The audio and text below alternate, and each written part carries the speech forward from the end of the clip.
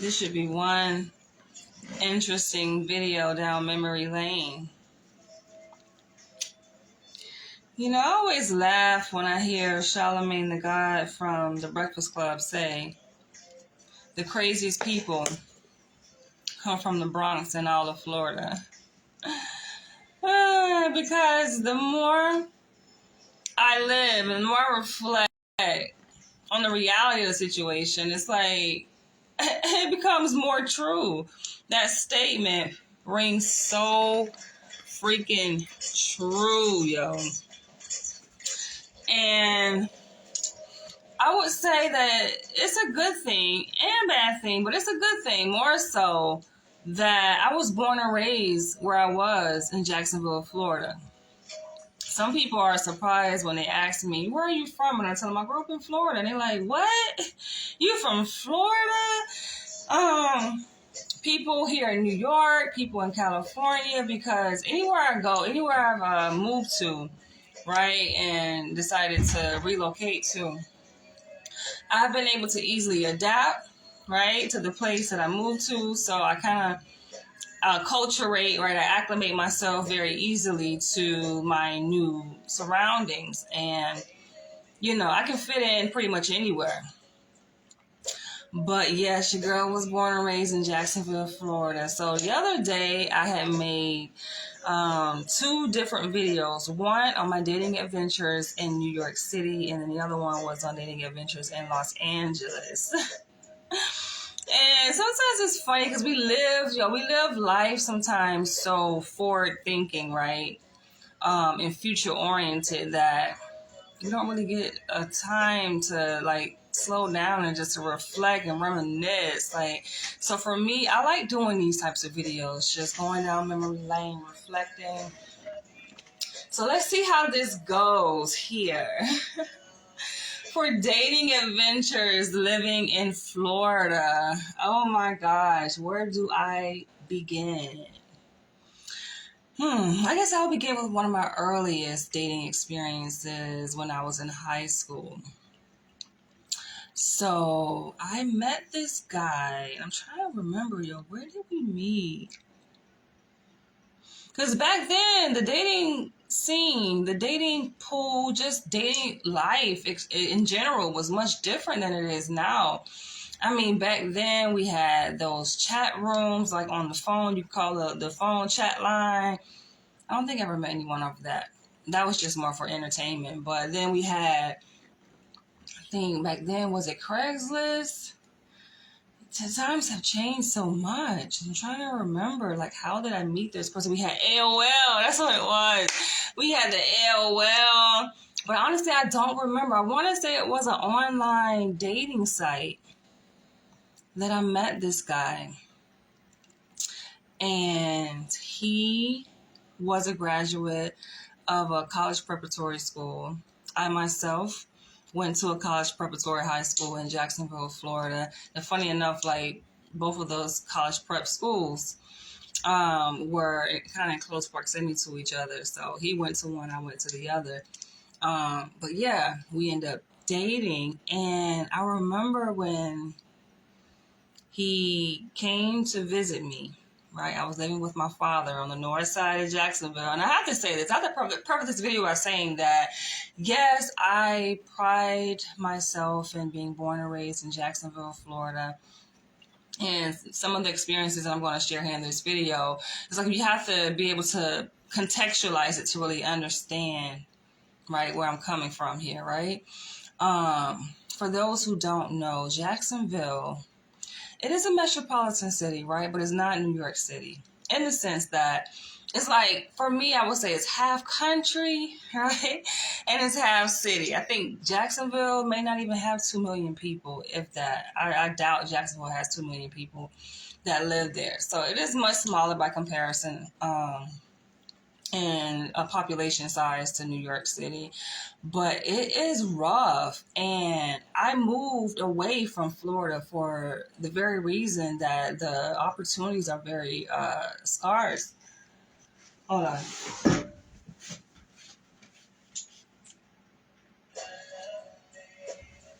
Yeah, like the opportunities just for Black people, right, melanated people, ethnic minorities, so to speak, are very limited, so it makes sense why there's high crime, right? Anytime you see a place where there's a lot of violence, a lot of crime, a lot of murders, a high murder rate, you're going to also see, high unemployment rates, right? They kind of go hand in hand, they run parallel to each other.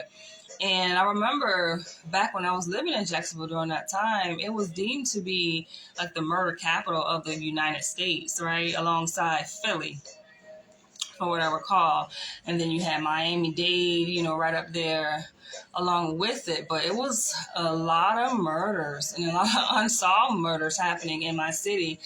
A lot of violence, like just a little preview. So like I graduated from an all-Black high school in Jacksonville, Florida on the north side, like within walking distance from where I grew up, where I was living at the time. And my middle school had metal detectors, right? Like they had developed a policy where we had to have clear book bags because there was just a lot of fights. Children at that time went to school just to fight. They didn't go to school to learn, unfortunately. Now, of course, your girl was much different, right? I had all advanced placement classes, as they call it, AP classes. So I was definitely academically gifted, still am. And I always had a thirst for knowledge, but I was just surrounded by that, right? Fights like every day. So that kind of sets the context, right, for these dating experiences I'm going to tell you guys about. So I had met this guy who, he was somewhat older than me, right? I don't know by how much though, like several years older than I was. And I was in high school at the time, and he came to visit me at my father's house.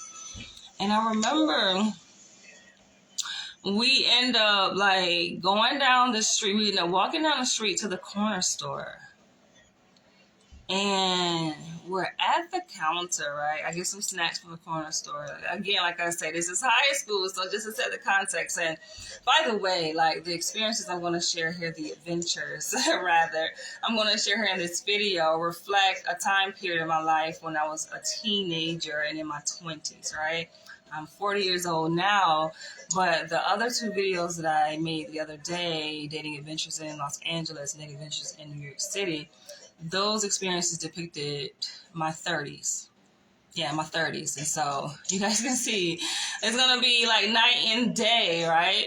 So we're at the store getting some snacks, and I believe he smoked marijuana, so he probably was getting some blunts. I don't know if I smoked at the time. Or I think I did, because I started smoking marijuana at 16 years old, but I don't think I was smoking with him, right? Like the whole point of this date was just us to fill each other out, right? Spend some time together, and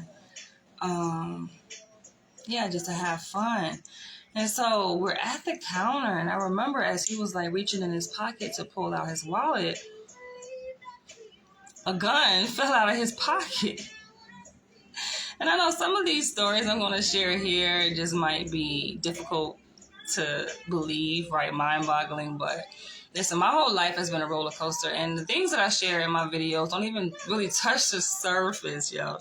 They really don't even touch the surface. This is the reason why I decided to write an autobiography about my life story, my journey, just my survival story, because I have seen, I've experienced, I've witnessed a lot of things, okay? To see the person that you guys see now, right, it's almost like it's a miracle. And so, and his gun fell out his pocket onto the floor, and of course I got startled. I'm just like, why are you bringing a gun to the, like, and of course, like the owner, he's like, standing there looking down and looking at us like, he didn't say anything, but the look on his face is the same look on my face, like, right? Now, granted, the neighborhood is crime infested, okay? That's what it is. It's a rough neighborhood, right? North side, off of Moncrief Road. Anybody know? It's the hood, okay? It's the hood. And so after he finishes paying for his things, right, our things rather, of course he picks up the gun, put it back in his pocket, and we're walking back to my dad's house to go spend some time together. But of course I had to say, I'm like, why did you bring a gun to our date? I felt offended, if anything. So I'm just like, why do you feel that you need a gun to come see me? Now, I wasn't afraid of him. It didn't make me afraid of him. Like, I'm not really afraid of anything. This is just like how I grew up, to be unafraid. You kind of become numb to certain things. It's like it doesn't bathe you at all, right? And so I wasn't afraid of him, but I was more so offended that he would bring a gun. Like, could you imagine, like, as a woman, even nowadays, right, in this day and age, going on a date, and I think it was like one of our first dates, and a guy is bringing a gun, and not only that, but it's almost like he's like brandishing a gun in front of you. He's just showing off like his gun. Okay, the connection is iffy, right? It's kind of fickle, but yeah, I felt offended.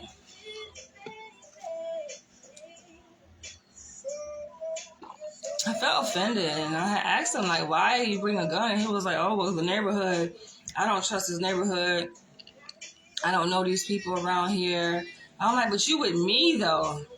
That was my thing. I'm like, you're with me. So if you with me, you're in good hands. You're safe. He didn't care about that, right? And mind you, this is Florida, right? So in Florida, people have the right to carry, right, by law. And so that's obviously the reason why the fucking murder rate is so high, because that's how people solve their interpersonal problems with people. It ain't no fighting. It's gunplay, right? People will take up their guns and shoot. And alongside those gun laws, the right to carry is also a right to defend yourself, right? The stand your ground law. That's how George Zimmerman got off, the guy who killed Trayvon Martin.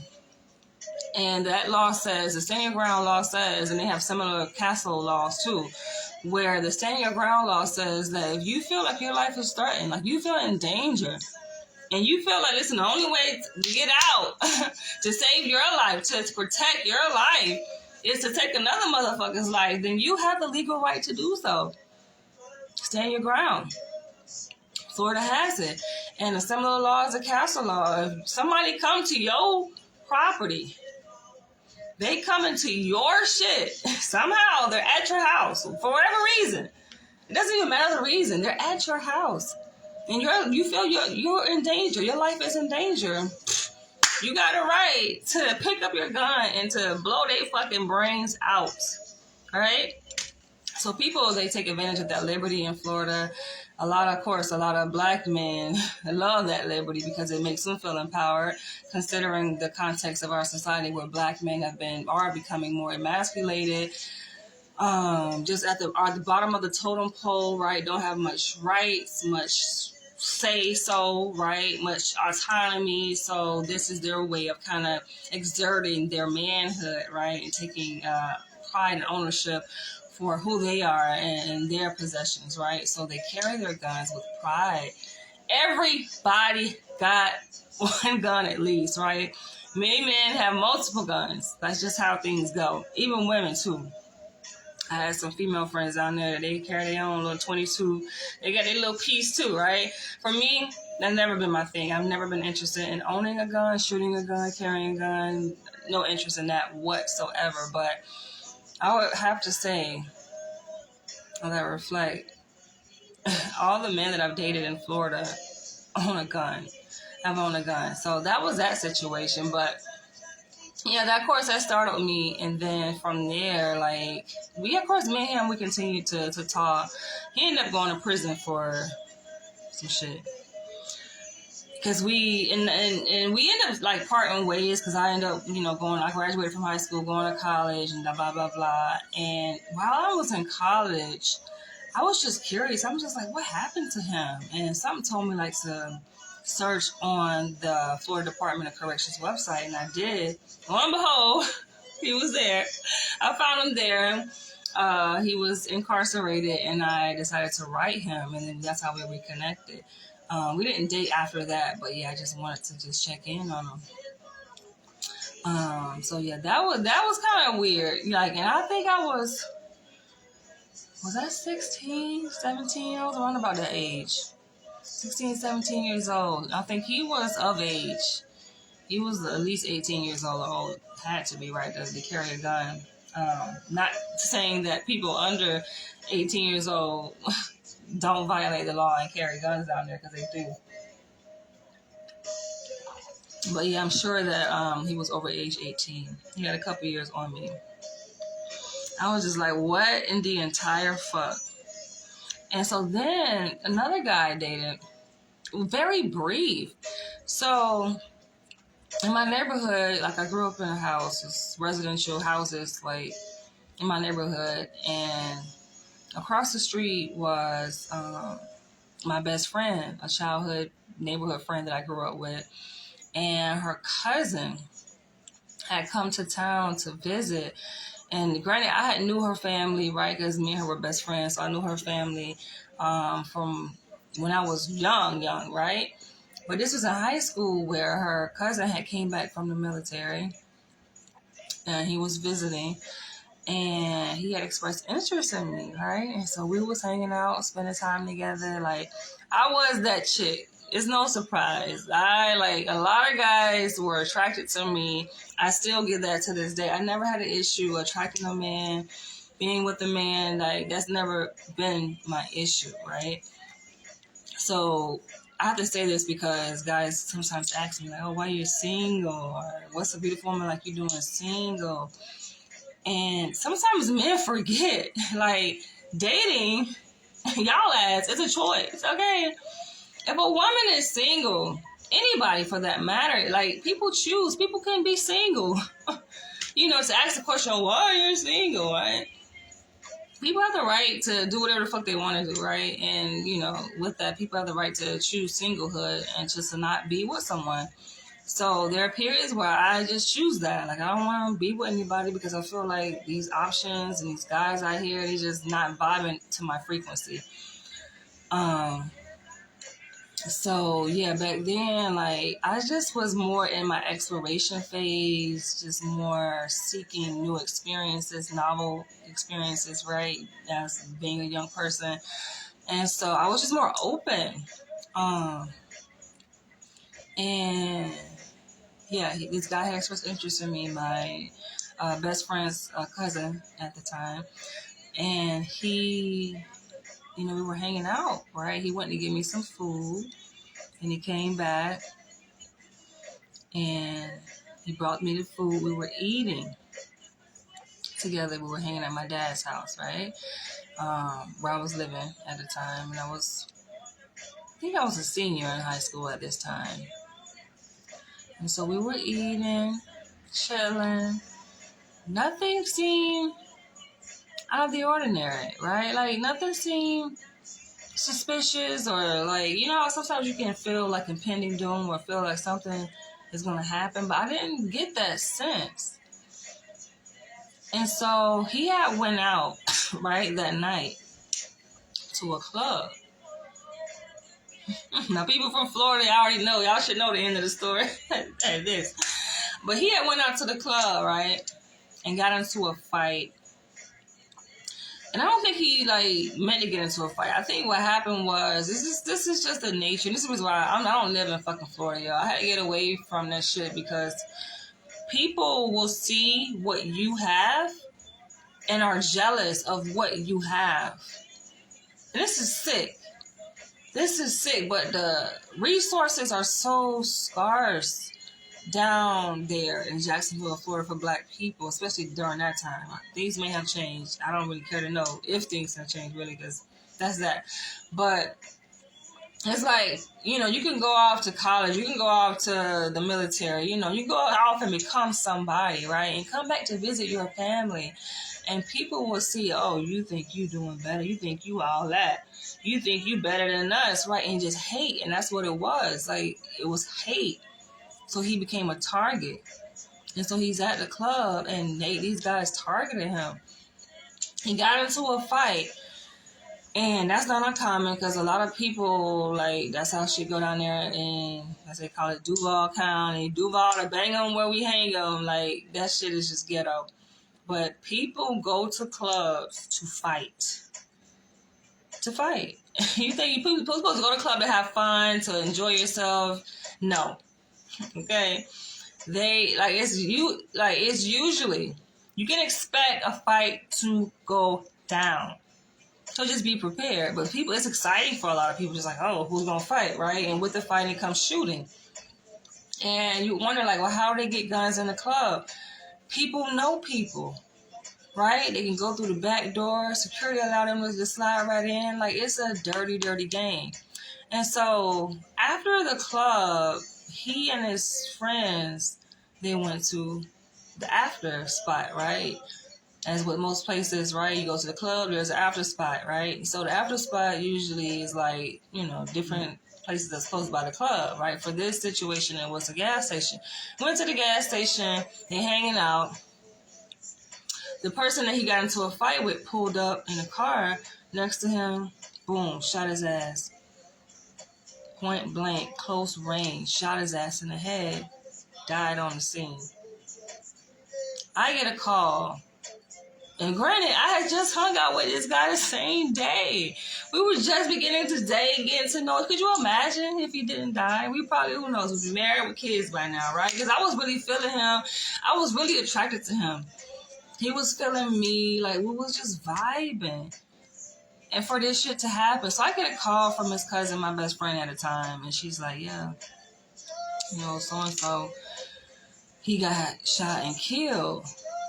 And she said it very matter-of-factly because it's just like, it happens so much. Like, there are so many funerals that go down in Duval County, yo. That's why I had to get the fuck out of there because it's common. And I'm like, yeah. And she explained, what happened. And I was hurt. I was shocked. Like, I didn't know what to say, know what to think. Like, I was so shocked. I'm just like, are you kidding me? Yep. And I was a potential partner that I could have been with, but it didn't work out because he got shot and killed due to hate. Fast forward, and it's kind of, I don't know, that kind of, that's a soft spot in my heart right now. Oh my gosh. He was such a sweet guy. Like, it always is like the sweet ones that lives end up being taken. Like, and that's what makes it hurt so much because it's like, they didn't deserve it. He didn't do anything to deserve that. He was in the military. He was coming home on leave to visit his family. He went out, wanted to hang out, have fun, and lose your life to some dumb shit. People hate. It was over hate. They don't like to see you glow up. And I have to admit, right, even though I don't want to say this, but I do have to admit that clearly, like, these experiences, which are clearly traumatic experiences, yes, of course, have negatively impacted me in many different ways. One way is that I think twice before going home. This is my home, right? My family is in Florida, but I think twice because of that very reason and seeing, like, this guy who I was dating, getting to know, I just spent time with him. We were just hanging out at my house. He was just sitting on my couch at my dad's house where I live. He go out to the club to celebrate, to have fun with his people. And then I never seen him after that, right? So you can only imagine. It's just like, oh, okay, well, this is the reality. I leave. I go off to college, of course. I achieve great things. I come back, people hating on me, right? This is what I have to face. That has always been like the thought in the back of my mind because people are jealous.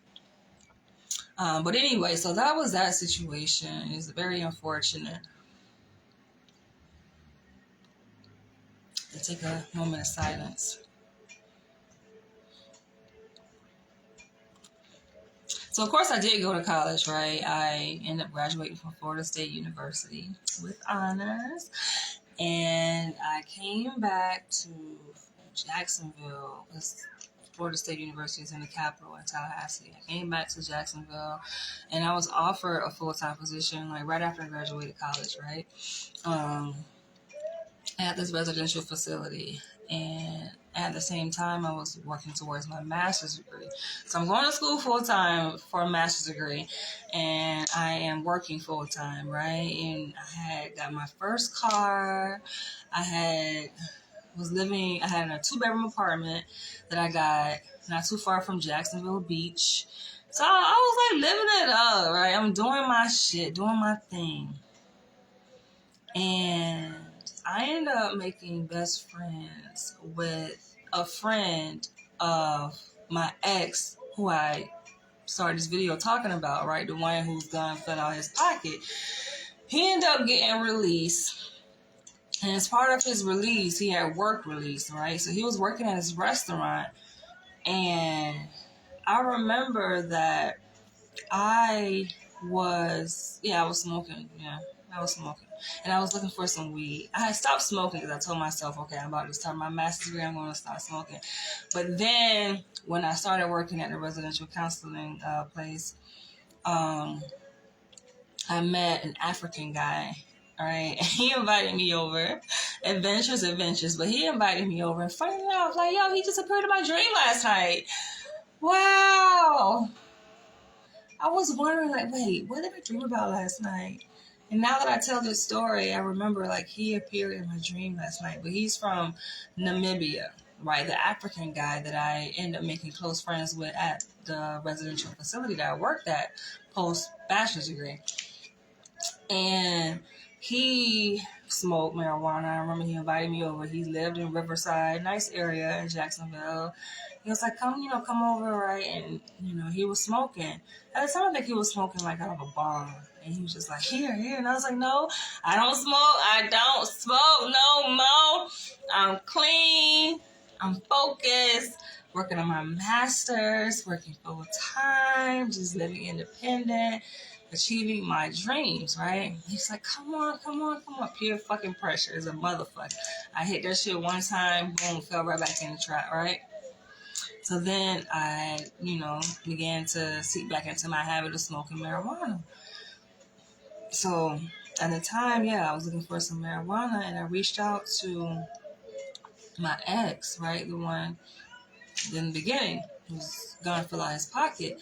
I reached out to him because he was selling, right? He got, funny enough, like history piece and stuff, right? So even though he's high achieving, he graduated from a college preparatory school, very smart, went to the military, right? He left the military, in the street selling drugs, right? So he was selling. At the time, I knew he knew where to get it from. But then at the time, he had ran out. So he was like, here, I'm going to connect you to my homeboy, right? At the time. So he connected me to his homeboy, who then became my best friend of over like 10 years, right? And we ended up dating for 5 of those years. He now lives in a different state. But he connected me to him. I reached out because he was, selling on the side too. They both worked at the same restaurant, right? Because mind you, my ex, he was doing work release. And as part of the work release, he was working at a job at the restaurant as a manager. And then he connected me to who then became my best friend at the time, ex too. And so at the time, though, me and him weren't dating, right? This is when I was living in a 2-bedroom apartment close to Jax Beach, right? I was working as a residential counselor. I had my car. Me and him were best friends. We hanging out. So I was dating this other guy who was a gang member, unfortunately. Like I said... And y'all might say, oh, that's just what you attract. Listen, this remind you now. So this is my 20s. Let's put things into perspective. So again, like I say, this is post-bachelor's. I had just graduated college at the age of 22. Immediately upon graduating college, I got offered a full-time position as a residential counselor. So I moved back to Jacksonville, my hometown, to take that position and also, start my master's program, right? And even though yes, I achieved what I achieved, it's just like unfortunately the men just wasn't caught up, right? And we know it's not equal opportunity. Opportunities that are oftentimes afforded to black women ain't afforded to black men, right? So they fall behind when it comes to that. So I was dating this gang member. And for those who get it, right? You know that why people join gangs, a lot of times it's just for affiliation, for acceptance. People join gangs for money, right? You ain't got no job, ain't nobody hiring. You know, you need money, right? Get it how you live, basically. They get it how they live down there. You get it how you live. A lot of motherfuckers down there, they sell drugs. Unfortunately, that's just the reality, right? I can listen to this, watch this, and cast judgment, but it is what it is, right? That's how that's how they live. Because opportunities are scarce. Them crackers ain't hiring no niggas down there. And when I say niggas, I don't mean ignorant motherfuckers. I mean just black people. They not hiring us. That's why I moved away with my degrees, right? And so yeah, I was dating this gang member, and of course he had a gun. I actually liked him too. He was cute, a little skinny, tall, slim, fair complexion guy, light skinned guy. He was a little firecracker though. He was ruthless, like I say. Yeah, he was affiliated with a gang. I didn't really know at the time, and then it kind of came out. Just his mannerisms, his tattoos, his language. I'm like, okay, yeah, he in a gang. And so I remember he was hanging over my spot, my place, my 2-bedroom apartment that I had. And I didn't think nothing of it because I felt like, okay, I got my best friend. And again, my best friend, who I ended up like buying weed from at that time, we wasn't dating. That was just my best friend. That was my homie, right? That was my homie. We hanging out at my place. And I didn't think nothing of it. I just didn't. I didn't think, I'm like, okay, this is my homie. I should have known better. I'm about to wrap this video because I gotta go. I got this event that I'm about to go to. But I ended up inviting my boyfriend, who was a gang member, over at the same time that me and my best friend was hanging out. I'm just like, we all hanging out. We all cool. He don't mean no harm. My best friend is very respectful. Like and for those who really follow my channel know, I've talked to him before briefly to say that he, even though me and him, we were best friends for like over 10 years. We dated for 5 of those years. We, of course, lived together. But we only had sex like one time. I know y'all it's finding it hard to believe, but it's the truth. How can you date somebody for 5 years, y'all living together, only has sex? Because he's asexual, right? Like his penis work. He's a healthy guy. He's not really into sex like that. Some men aren't. They're just asexual. And so that's what he was. But we clicked. We vibed on other levels, and that's the reason why he became my best friend for so long. So it was like a brother, I would say. He was more like a brother to me, if anything. And so with that, it's like wherever I was, he was. We were like inseparable, right? Literally. That's what we ended up becoming. Like we became roommates after that, and then we started dating after we became roommates. And then from there, we like moved to Atlanta and so forth, right? He was not willing to move from Atlanta with me to New York when I came here in 2014. So that's how we end up kind of separating ways. But we still end up remaining best friends after that. So, again, like I said, he was like my brother, best friend. So I'm just like family, right? So if I'm seeing him like as my brother, he's seeing me as such. He wasn't hitting on me. I wasn't hitting on him. It wasn't nothing like that. I didn't see what's the big deal, right? It's like wherever you saw me, you saw him. Wherever you saw him, you saw me. I didn't think it was a big deal that I would, invite my boyfriend over at the time, right? Who was claiming to be a gang member. He came over. We chilling, we smoking. Nothing. It was nothing. Out of nowhere, yo. This motherfucker get up. Yo. And this is the reason why I say, like, all of my experiences, like growing up in Florida, right, definitely have primed me for a position in a time such as now. You know, like there's no way that I will be able to work at a state psychiatric hospital here in New York City, making $140,000 a year easily. Working with the population I work with, right, very psychotically ill, dangerous, violent people. Without, you know, like I wouldn't be able to do that, right, had it not been for my earlier life experiences. So I own my experiences, if anything. So this motherfucker out of nowhere, right? He stand up and he start, you know, just walking around, almost like kind of like claiming his territory, right? He just like we in my apartment, right? We in the living room. He just kind of pacing around, like yeah, kind of like I own this shit, right? Like a lion with kind of proud. And then he stopped. He stopped in front of my best friend at the time. Pulled out his gun. I didn't even know he had a gun. Well, of course I know he had a gun, but I wasn't thinking of no gun like that, right? Like we just vibing, we chilling. He pull out his gun and go over to my best friend at the time, sitting on the couch. And kind of pistol whip him, right? Putting a gun in his face, putting a gun to his head, threatening him like, oh, get up, you ain't gonna do shit. I dare you. Like, I cannot make this shit up. Like, when I say, like, my life has been one crazy roller coaster, and the experience is just like, what? Why? Where did this shit come from, yo? We vibe in peace, and boom. He pull it out, all up in it's just out of nowhere.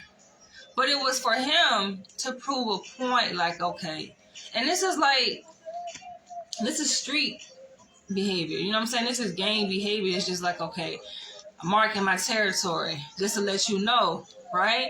And he's doing this, and I'm looking at my best friend at the time, and he's sitting there, and he just...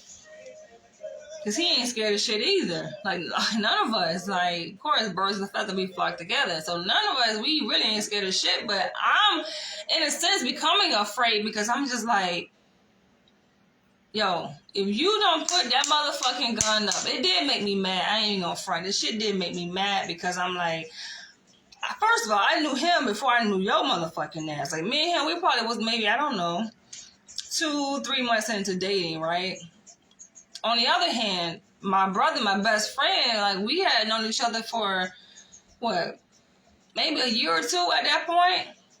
Now we had developed a strong bond, you know, with each other at that point. So I'm just like, yo, I got so pissed. So I had to really put on my motherfucking big girl panties, get up in this motherfucking nigga face, and tell his ass, oh, if you don't put that motherfucking shit up.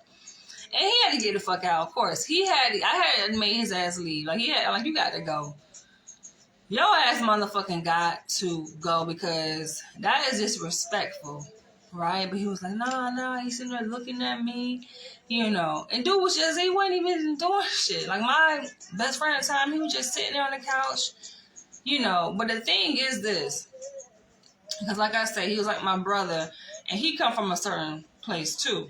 Right, always carrying guns. I don't know if he had a gun on him at the time, or maybe he did. I don't know, but he definitely owned a gun, several guns, and so he was kind of like I'm saying, my brother, very protective. But he didn't say nothing. He didn't do nothing. Nothing to trigger my boyfriend at the time. So I'm just like, where is all this shit coming from? But again, it's just street nigga behavior, eating nigga shit. Want to claim his territory.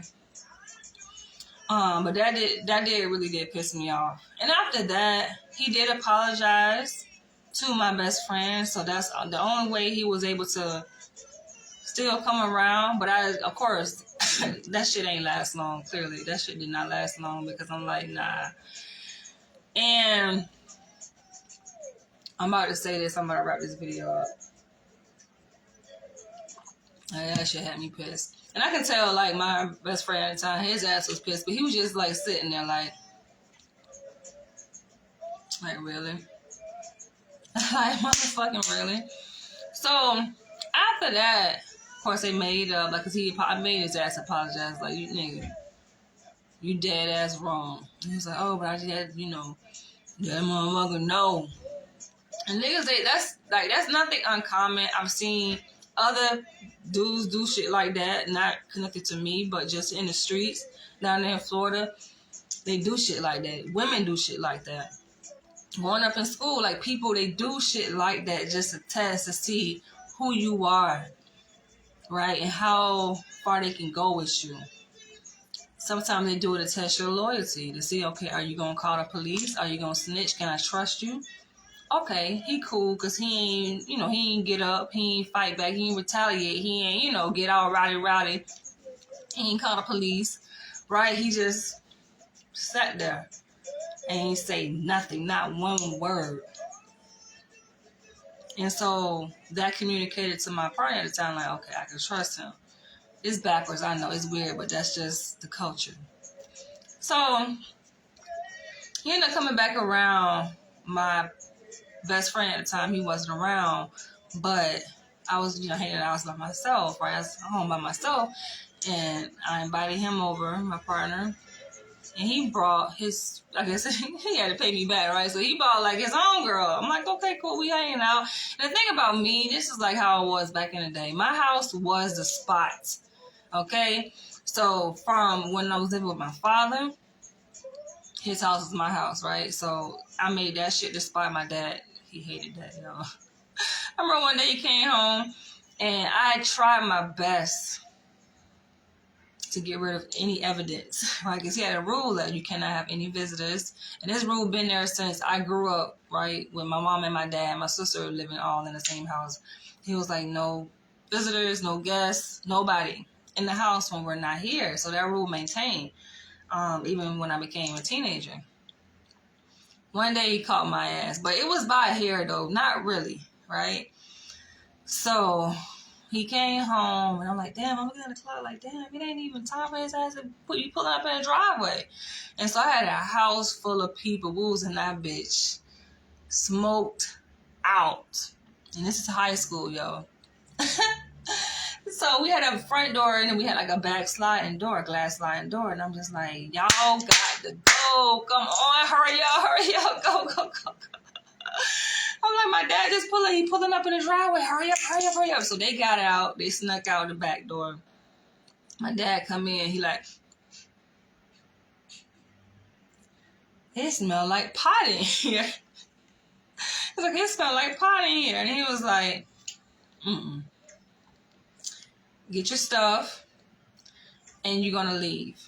And do not come back till tonight. Just get out my face. He was mad. Like, get out my face. Do not come back to the night. So I had to go to find one of my friends who was willing. And I hung out with my friends. So literally at nighttime. And I came back. I don't know what time it was. Maybe 10, 11 o'clock. But he just did not want me in the house. So that was that. But, how did I get off on a tangent? So yeah, so my partner, he came over.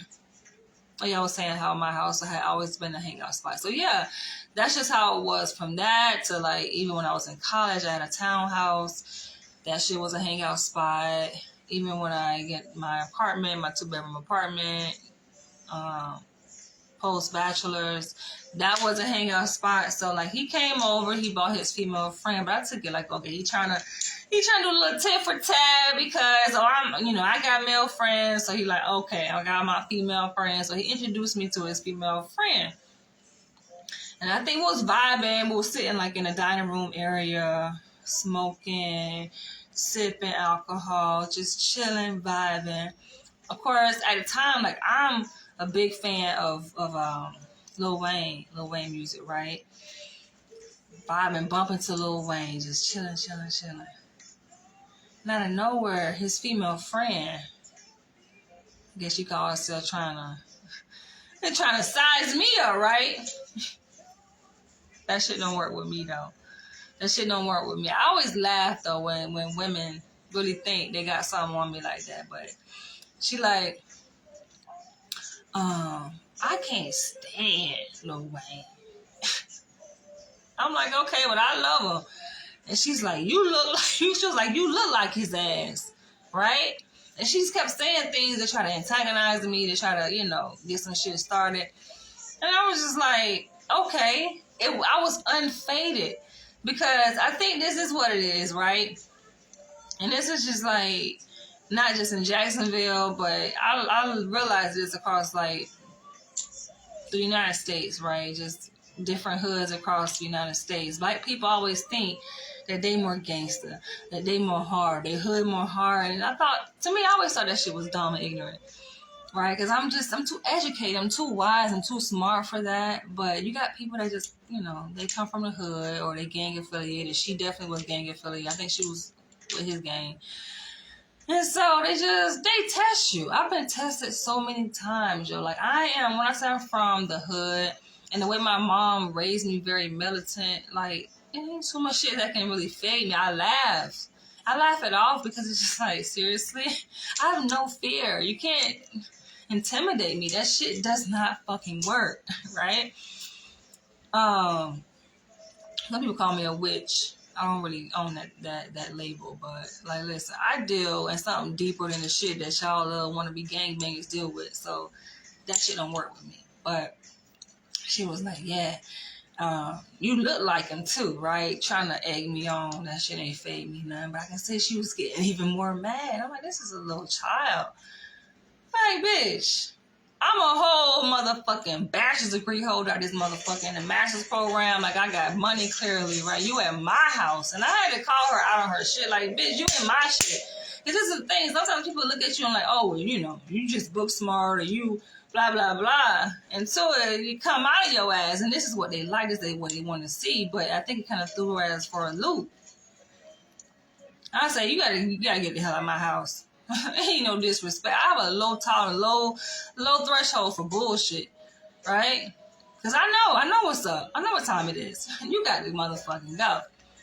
So she get up and she look at me. I'm like, yo, you don't want this. Bitch, you do not want this. And you in my house too? And they know what time it is. You know the laws. You know what I'm saying? You in my motherfucking domain. You in my castle. Bitch, I can murder you right here. You put your hands on me. She didn't want none. She in the motherfucking... She left, right? They left. I thought that shit was funny. But anyway, I've had some really interesting dating adventures, though. And I ain't even going to talk about college. I kind of glaze over the college shit. I didn't really date that much in college, though. But I did date this one guy. Because in college, I was so focused. I did actually, no, I'll take that back. I dated 2. Wait. 3. But he don't really count. But in terms of serious, like, long-term, one was when I was a freshman. I don't even feel like talking about that shit. I met this guy, like, my first year, fresh out of high school, fresh into college, and I was living in a dorm. And we ended up dating, like, and then, like, my sophomore year, I ended up moving out of the dorm. We moved in together into an apartment. He actually wanted to marry me. Dude was just, first of all, I think he had like 6 years on me. He was a little bit older than me, but I'm just like, I wasn't, like, who at that time, who ready to marry? I don't say how women do it, but like, granted, like I say, I graduated high school at 18. Right? So this is my first year in college, living in a dorm when I met him. I moved out of dorm. Sophomore year, we moved in together, right? He wanted to get married. I'm just like, who does that? I'm like, what, barely 20 years old, if 21? He want to get married? I'm just too young. Too young to even be thinking about marriage. And it just didn't work for him because I was just young, wanting to explore. And so I was still kind of hanging out with my female friends. We were going out to parties and going to the club. I wasn't really the club person, but I did social things with the people that I was around, right? This is what they wanted to do. So I'm just like, okay, let's go out, right? He didn't like that. He got jealous. So out of nowhere, this motherfucker, like I said, we was living together my sophomore year of college. I went out. Actually, I went out to hang out with my girls, and they both were college students. We all went to the same college, and this was in Jacksonville, right? We party, we go out. I come back. Because I think he said, he was like, wait, I'm trying to remember how that shit went. He was like, oh, don't come back. You go out, don't come back. Now you telling me not to come back. This is where I live. We live together. Ain't right? Yeah, he was paying the bills. Yes, he was. And funny enough, I made his ass. I'm the kind of woman that I put niggas up on game. So when I met his ass, number one, hold up. He was living with his mama. He had a car. Yes, hold on. Give me a second. Hold on.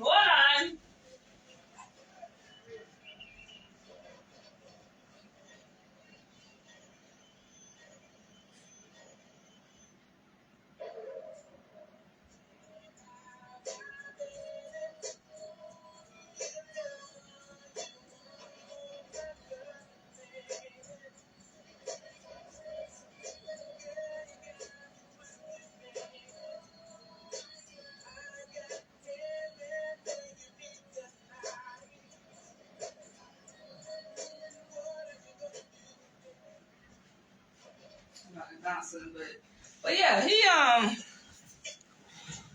when I met him, funny enough, he was living with his mom and dad. He did have a car. He did not have a job. Now, granted, of course, I didn't have a job because I'm in school. I'm in college, right? I was a freshman in college. But I'm just like, he had like 6 years on me. So if I'm like a freshman in college, I'm like, 18, 19. He had like 6 years on me. So he probably was like 25. Still relatively young, but still. He had no job. So I had told his ass, right? I'm like, you got into, and I forget what was the time frame. I gave him like, I think 90 days or something like that to get a job. And not only that, if you expect me and you to date, you gotta get an apartment with that job. Like, you gotta get your own place. This is just me, yo. It's always been instilled in me to have standards. I don't see how women set their shit low, because I've been setting my shit at reasonable. I don't even say high, but reasonable, right? From back when I was a teenager. I don't play. So I had told him that, and lo and behold, he did just that, right? So don't be buying what these motherfuckers be saying, oh, you know, they can't do this at 9. A man will do what he need to do if he really want to be with your ass. I can tell you that for sure. And he did just, I was surprised to see how fast he got a job. Working for Blue Cross and Blue Shield, a good job too, with benefits and all of that. He got that job. But I think, funny enough, he still worked there, huh? Thanks to me. Thanks to me, I motivated his motherfucking ass. And I helped him too. I believe I did. I think I helped him with the application and everything, you know, because your girl's smart. Okay. So I helped him with that. He got the job. He got the apartment. And so we was living together. And I went out with my girls, and he gonna like give me an ultimatum like, oh, don't go out with them. You go out with them, blah, blah, blah, right? You ain't gonna be able to, you have a place to stay when you come back. Now, how you gonna keep me out? Like, I'm living here for like a year. We've been living together for like a year. Like, how you gonna, keep me out? So I went out. I told my homegirls, like I said, we were college mates, right? We went to the same school, was going to the same school. And one of them, actually, no. I think both of them actually lived on campus. Yeah, they did. Both of them lived on campus. And I told him, I say, you mind, you know, I have a backup plan. You mind if I, you know, stay the night or whatever? Because my boyfriend, he tripping. Motherfucker tripping. So they was like, yeah, girl, you come through, whatever. I think I went to the dorm.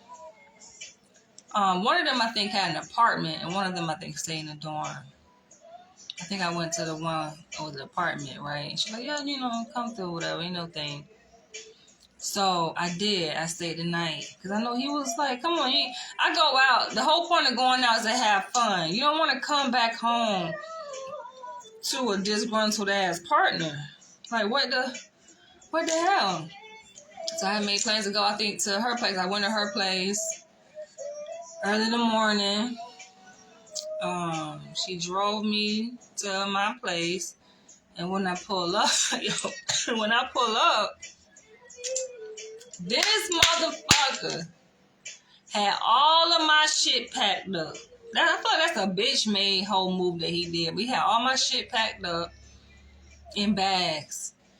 And the way the apartment was designed, it was like the bedroom, it was like floor to ceiling window, big ass window, like so you can like slide the blinds right and be able to see inside the bedroom from the parking lot. So we pull up in the parking space. He had then slid the blinds, the long blinds all the way open, right? You can see inside. And he had my bags packed sitting in front of the window. And that shit was embarrassing, though.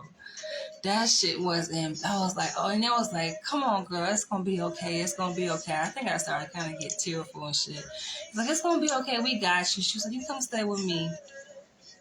I do appreciate her for that. And so they helped me get my shit. They helped me get my shit, all my bags that he packed up or whatever. I made sure everything was packed up. And he packed it up. It was respectful, right? He ain't like, oh shit, or break nothing. He packed my things up. I got my stuff. He had kicked me out. He kicked me out. So I went to go live with my homegirl on campus. And I was a sophomore at the time. I went to go with my homegirl on campus. And I think it was like close towards the end of the academic year anyway. And so my other homegirl, who was not in college at the time, she was wanting to get into school. And so she had made plans to go to Tallahassee. And she was like, I need a roommate, me and you best friends, you mind, coming with me, whatever, up there. And I was like, you know what? I think it's a good time for a change of scenery to turn a new leaf, to start, a new life or whatever. I had just broken up with my partner or whatever with that shit happening. Completed first 2 years of school. So what I did was I applied to Florida State University. Boom, got accepted right away into the psychology department or whatever. And the rest is history. I went to Tallahassee with her.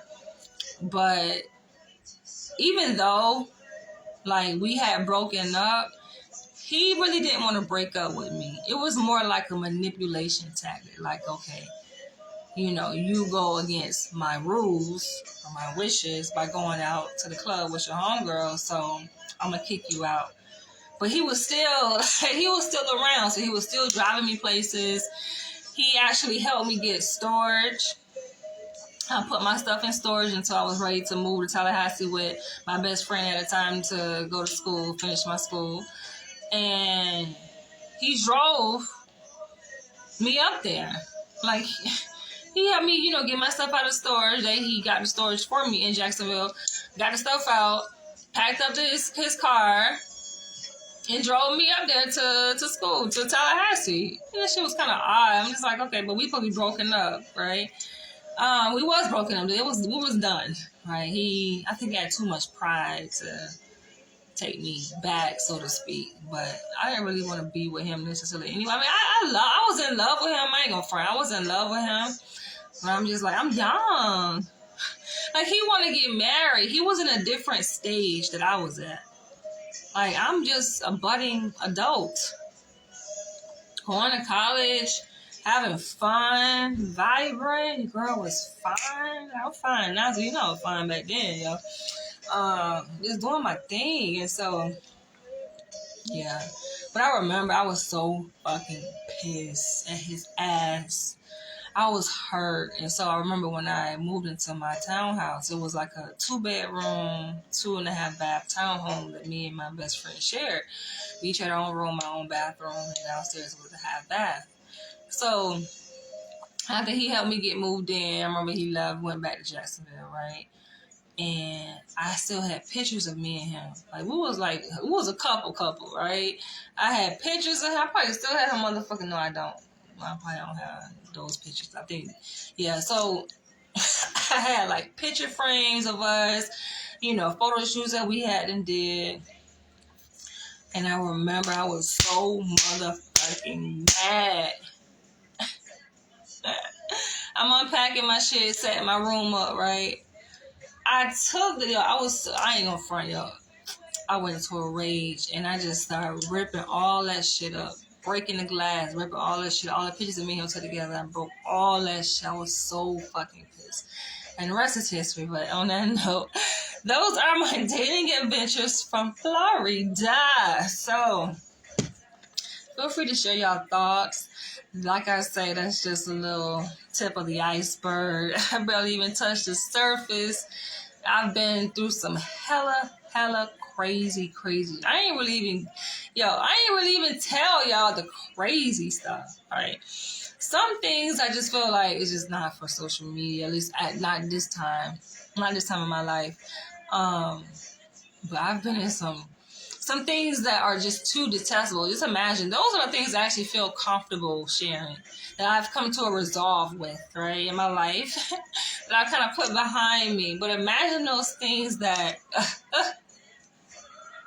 are like really abominable, that I feel very ashamed, like experiences I've gone through. Nah, I'm definitely not sharing that here.